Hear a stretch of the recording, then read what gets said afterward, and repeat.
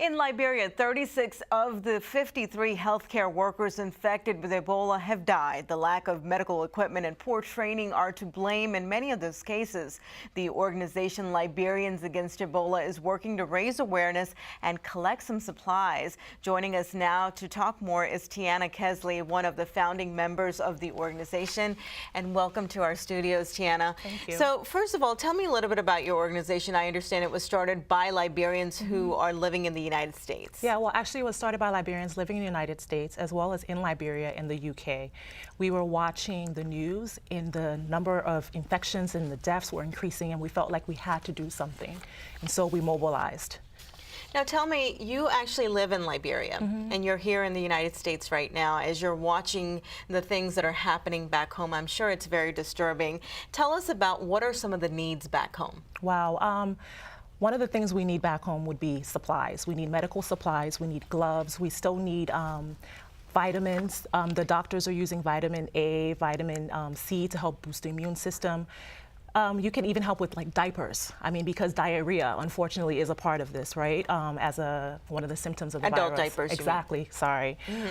Diapers depends, as it's referred to. Just all those type of supplies: masks, gloves, like I said, protective gear, gowns, doctors. Sorry. Yeah, and you know, and one of the other things that you're trying to do is, and the slogan is "No New Cases." So they are really trying to raise awareness so that folks are careful not to be in contact with each other. Right. So tell me about that. Right. The concept of no new cases is just basically the end goal. Right? We want no new cases. It's a 21-day, 42-day to be declared Ebola-free. So that's our end goal. But what we're really pushing now, too, is Ebola stops with you. Because there's something about the grassroots movement. There's something that everyone can do, a part that you can play to help stop Ebola, whether you're here in the U.S. or in Liberia.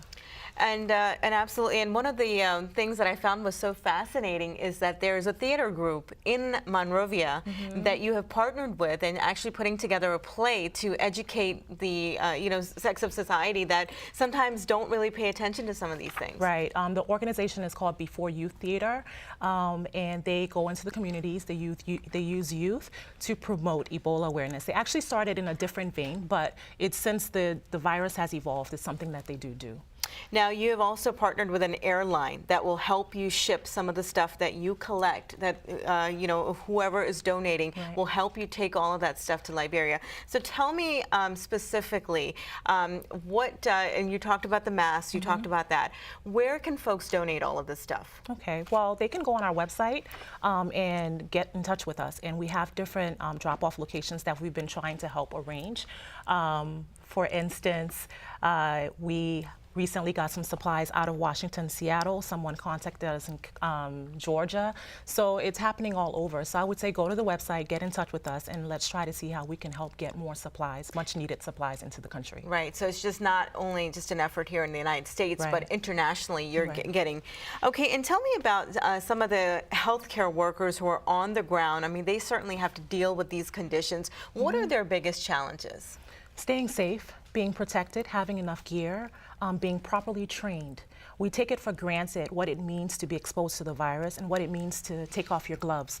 It's so easy to accidentally touch yourself when you've been dealing with an infected patient. It's human nature, right?